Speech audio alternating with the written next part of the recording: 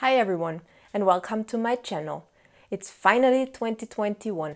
I don't know about you, but for me 2020 was not very exciting. The whole year just flew by, but at the same time it felt like an eternity that never ends. Since I returned from my 3-month trip to Brazil in May, I spent all my time here in Austria and a little bit traveling around in Austria, like in this cabin where I am right now.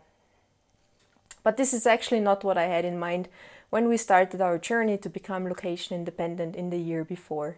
What I learned over the past year is that I really need more flexibility in my life, because every day just feels the same. I actually want to finish something and feel that I accomplished something. And I need projects that actually are finished at some point and not drag on to an eternity. For example, if I would work for 3 months on the same goal, like it would be the case with a quarterly goal, then it would feel like an eternity to me right now and it would not work. Also, it's extremely difficult for me to predict the next few months. We have some client work coming in, but nobody knows when the projects are actually going to start. We plan to finally give up our apartment this summer and transition into full-time traveling, but nobody really knows when we're able to travel again. So it's extremely difficult to predict the next few months. In this video, I want to talk a little bit about my flexible productivity system, how I set my long-term goals, and how I, at the end of the day, create a to-do list out of those goals. So first, I would like to talk a little bit about my requirements for my perfect productivity system. Over the years, I think I tried almost every method that there is. About 10 years ago, I was a big fan of bullet journaling and I stuck with it for, I guess, a few years. But at the end of the day, this system is too inflexible for me. If you have a lot of things to do, like back then I had my side business and I was working in corporate and I at the same time was working on my master's degree at university, this just becomes too inflexible. And it gets out of control very quickly, at least it did for me. And I do not like wasting my time drawing pretty doodles and nice graphics or nice tables in this book, so it always looked like a mess.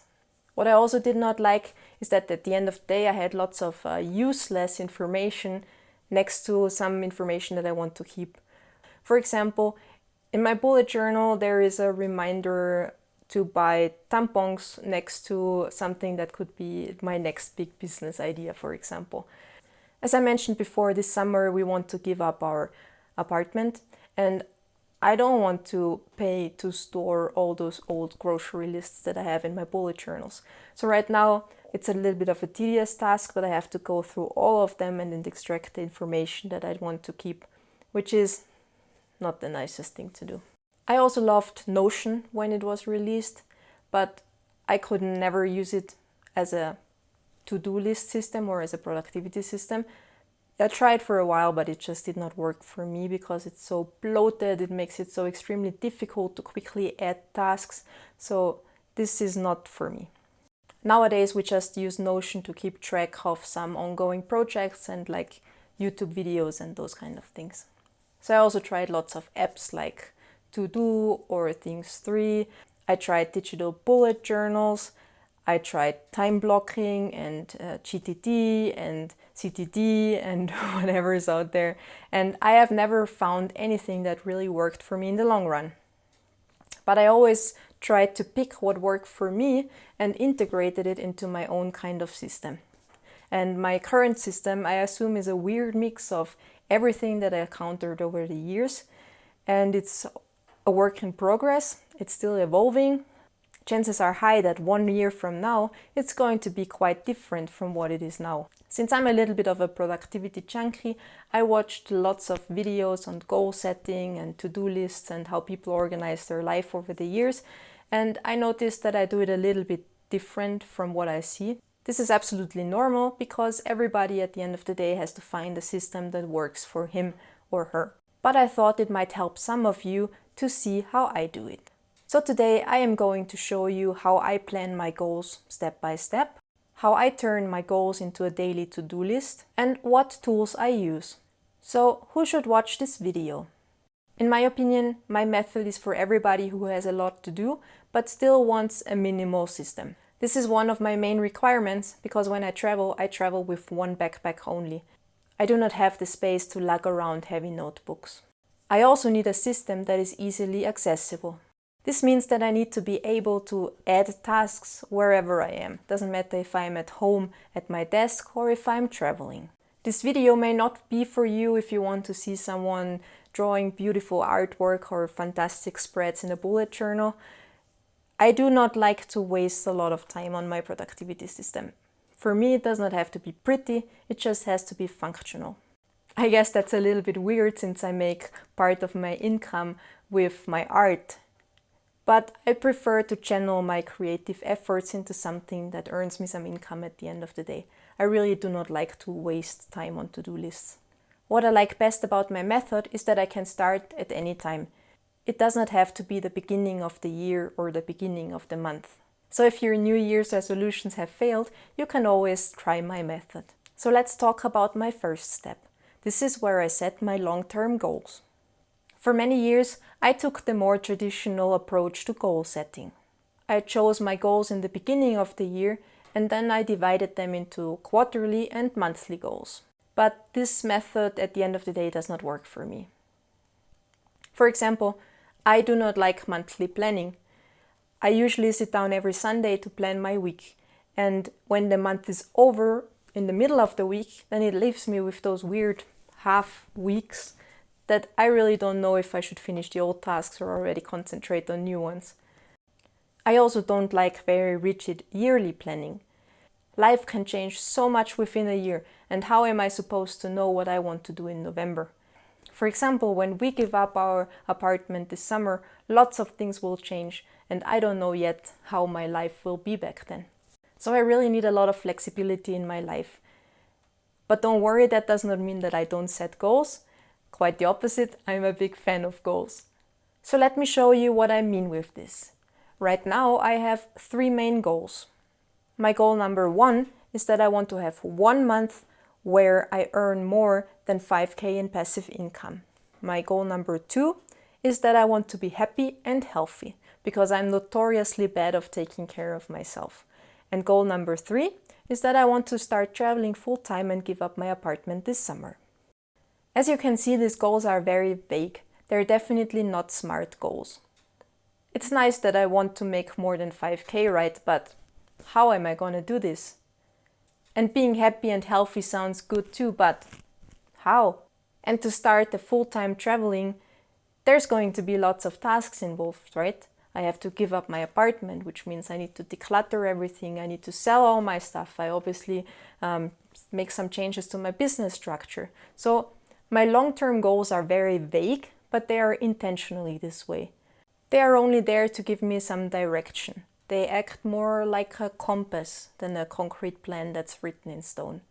And that is exactly what I need. Maybe I should mention what I would do once I reach one of my goals.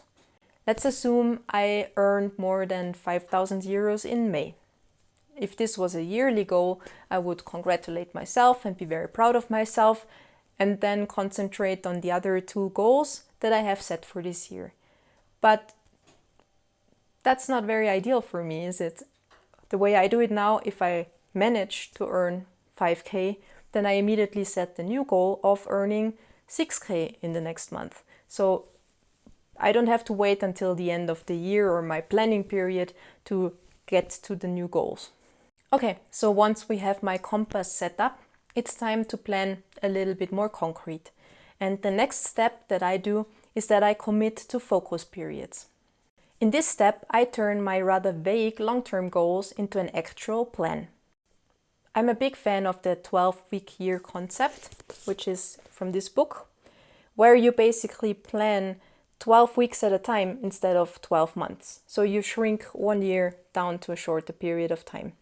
But what I have found this year is that it feels much better for me to even plan in even shorter periods of time. I call these time frames my focus periods, and again they are very flexible in length and also with what I want to achieve during those focus periods. For each period, I decide a few concrete steps that I want to do that will help me achieve my goals. I prefer to do my goal planning in a notebook. For some reason, I plan much better when I can do it with pen and paper. I usually use a little notebook, like this very small Kahir notebook from Moleskine. Now I don't know how to pronounce it. I know how to pronounce Leuchtturm, if that helps the notebook community, but I don't know how to pronounce the Moleskine. But this is where I record my goals and a few KPIs that I want to keep track of. And one of these little books usually lasts me a year or two. So at the end of the day, these are a few things that I really want to keep, and so I try to keep them as compact as possible. However, since the last focus period, I have switched to a digital version of my notebook. After all, it's one less thing I have to take with me when I travel, because my iPad mini comes with me all the time. I created a simple digital notebook with some internal links, and this way I can switch quickly between topics. And the app I use is called Noteshelf too. It also works with Goodnotes, but for some reason I prefer Noteshelf too. But the process of how I plan is exactly the same, no matter if I use a digital notebook or my physical one. And the first step is that I have a look at my goals. Then, as a next step, I decide on the length of my focus period. And my focus periods are always in full weeks. I look at my calendar and what is happening in the next few weeks. And then I decide what would be a good time frame. For example, my last focus period was 6 weeks and it ended a few days before Christmas. I knew that I wanted to spend some quality time with my family over Christmas. And ending my focus period a few days before Christmas gives me a little buffer to finish things. At least for me, things are always taking much longer than I expect them to. And as you can see, my current period started on December 28th, which is after Christmas. This way I allow myself a relaxing holiday period without work. I do the same thing when long trips are coming up. For example, last year I left for my 3-month trip to Brazil in January, so my focus period ended like 1 week before I left. This gave me enough time to finish things that took a little bit longer and also to prepare for my trip. And during my time in Brazil, I had the next focus period. And obviously I did other things than I would do at home at my desk. So I think you get the idea. And just in case you are wondering about these progress bars, they are a concept I learned from the 12-week year. Basically, I'll calculate how much of my plans I actually get done. And as long as I am over 60%, I feel like I am making some kind of progress towards my goals. So what happens if I don't get the project done during my focus period? Well, I usually schedule the buffer, like I already mentioned, to finish up some things. But if there is a lot of work left to do, I simply carry the task over into the next focus period and make it one of my goals then.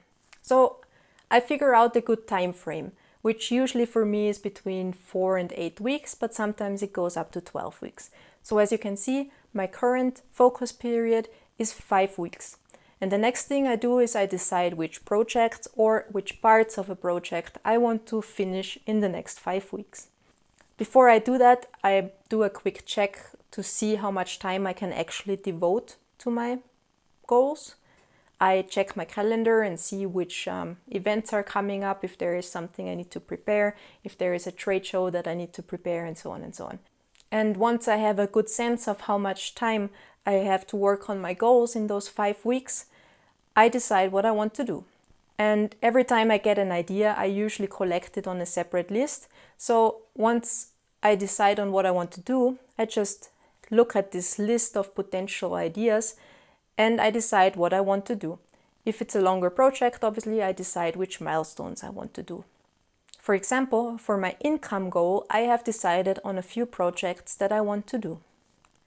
I want to finish the first draft of the book I'm writing, and I want to publish another Skillshare class. And for my health goal, I have decided on a workout routine that I want to commit to in the next few weeks. And I also decided that I'm finally going to do this health check that I have been putting off far too long. For my long-term travel goal, I have decided that I'm going to declutter all books and all magazines that are in my apartment. And I want to learn Portuguese every day because this is the country we will go first. The beauty of this is that each time a new focus period begins, I get to set completely new goals. And that way, it never gets boring for me. For example, I could never commit to a workout routine for a whole year. Wait, I'm just gonna show you my current view. It's snowy, it's -5 degrees, and I really don't like snow and I really don't like cold temperatures. So for me, it's very difficult to get motivated to go outside and do something.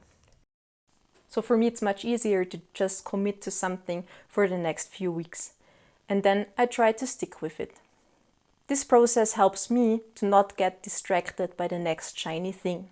So when I come across something I really want to do, instead of just starting it because it seems much more fun at the moment, I put it on this idea list. And when the next focus period starts and I'm still all excited about it, then I go ahead and make it my priority. During this planning session, I also decide the content calendar for the upcoming focus period. Based on the amount of weeks, I can calculate how many videos and articles and so on I need to create.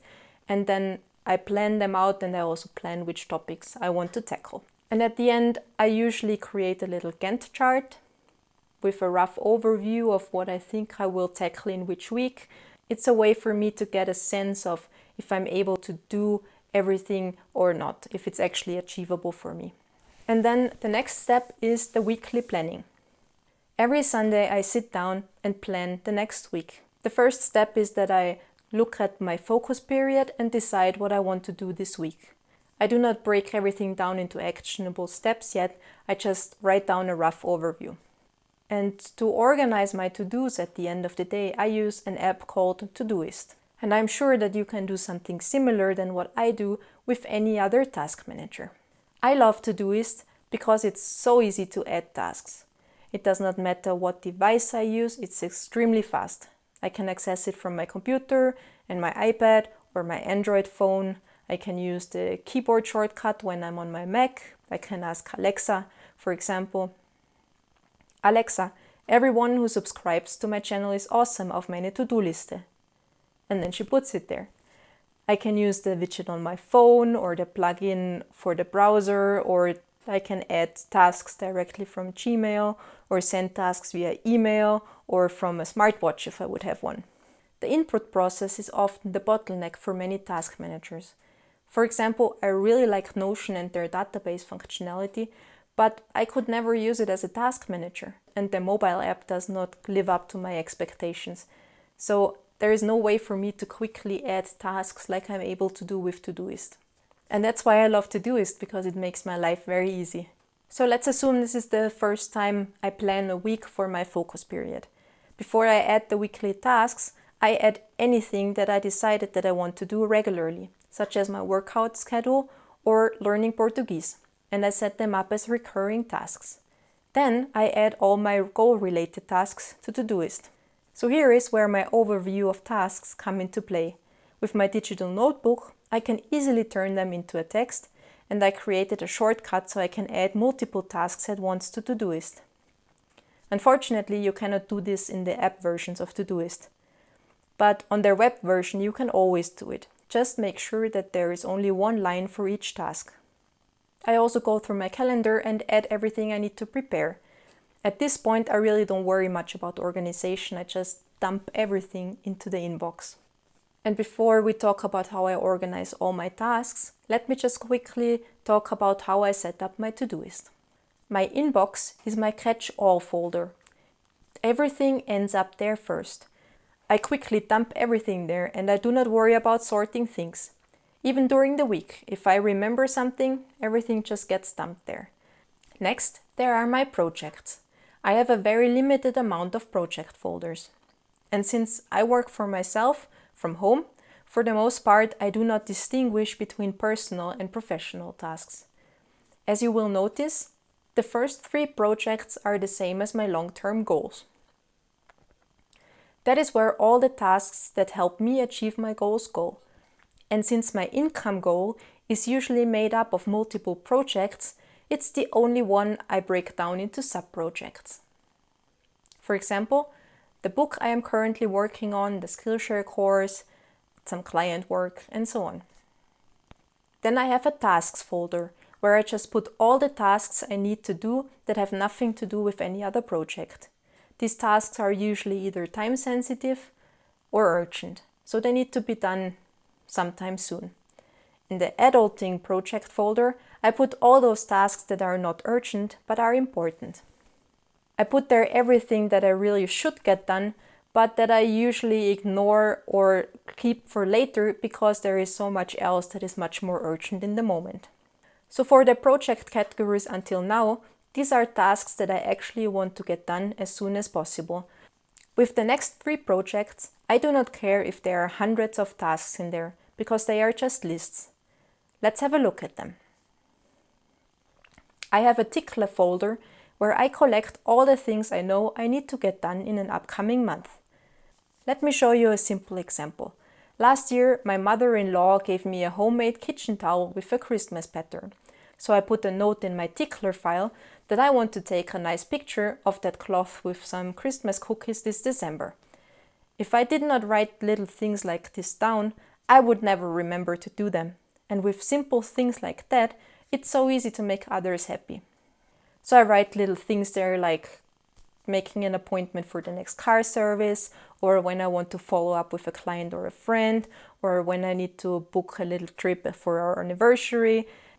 So I basically put there all things that do not have a specific date yet, but need to get done within that month. Before I put them in this tickler folder, I would usually save them on my calendar for the first of the month, and then I would not do them on that day, and then I would totally forget about them. So for me, this tickler file is very useful. In ideas, I just collect ideas. This is the idea backlog I mentioned before. Every idea I have gets dumped into this list, and every time I start a new focus period, I have a look at all the tasks in there and decide what I want to tackle. In lists, I have everything like my grocery lists and when birthdays are and chores. Yes, I even automate my chores, and Todoist reminds me every 5 days that I have to do my laundry. But now back to my process. Once I have everything packed in my inbox for this week, I just drag it into the individual projects. This is quick because I can select multiple tasks and then drag them into the projects. As a next step, I look at each of my projects individually. As you can see, the tasks that I dragged in are on the top. Plus, there may be a few more tasks that I already have collected in the last few days. And as you can see here on top, I have a link that takes me to my project notes. Right now I am testing the rather new note-taking software Craft, and so far I'm really impressed with it. So any tasks that I want to get done this week, I drag into the This Week section. If they are very large tasks, this is the part where I break them down into smaller and actionable steps. Here I also distinguish whether it's a one-time task or something that will take several days for me to complete. If it's a one-time task, I just add it. And I do not assign any dates yet. I only do that if it's a task that I need to repeat. For example, so let's say I want to write 10,000 words for the book I'm writing this week. I do not want to write 10,000 words in one day, but rather 2,000 words a day for the next 5 days. So I would set it up like this. So this way I quickly go through all my projects and drag what I actually want to do this week into the section. This looks a lot more complicated than it is, and in fact it only takes me a few minutes each week. And I have a good reason for this extra step, because I created a filter called This Week. And this filter collects all the tasks I put in the This Week section.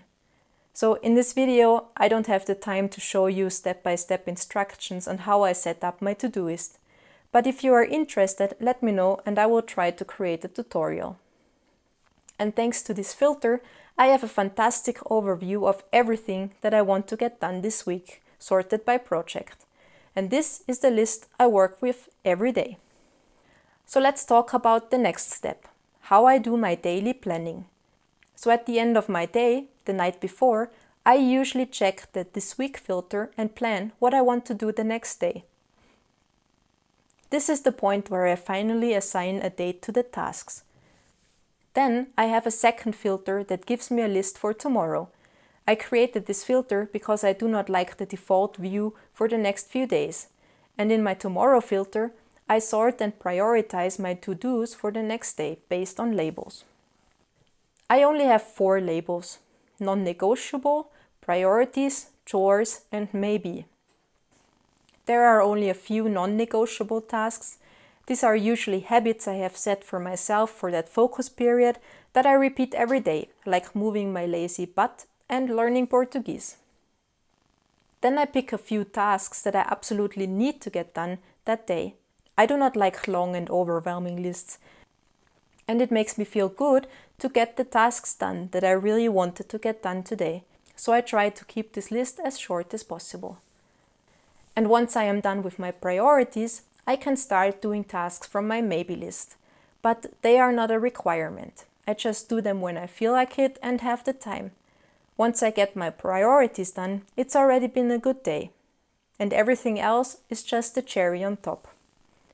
Under the chores label, my chores are automatically added. Todoist reminds me when I need to clean the toilet or water the flowers. Since I work from home, I usually do my housework during my breaks.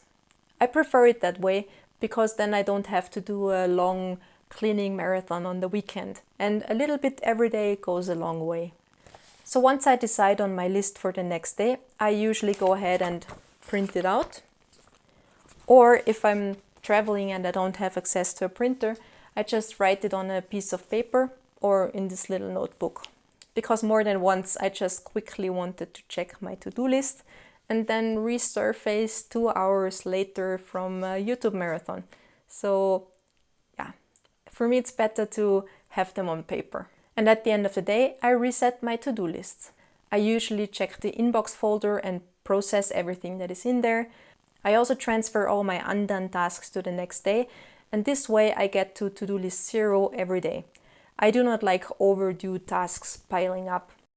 So once I have a feeling of how much I already have on my list for the next day, I will go ahead and go to the this week filter and decide if there is anything I can add. And then again, I go to my tomorrow filter and prioritize my tasks. So at the end of the day, there is only one last step left to do. That's the weekly review. Every Sunday, before I sit down and plan my next week, I just do a quick review where I check if there are any unfinished tasks, anything I need to adjust, anything that's not working. And then I also look at the next week to figure out what I want to do. So the cycle starts all over again. I start planning for the next week, and this is the way I work. So that is the way I try to keep myself organized and on top of things nowadays. If you have any questions, please leave them in the comments below. I'm happy to help, and I hope you find this video helpful, and I see you in the next one. Bye!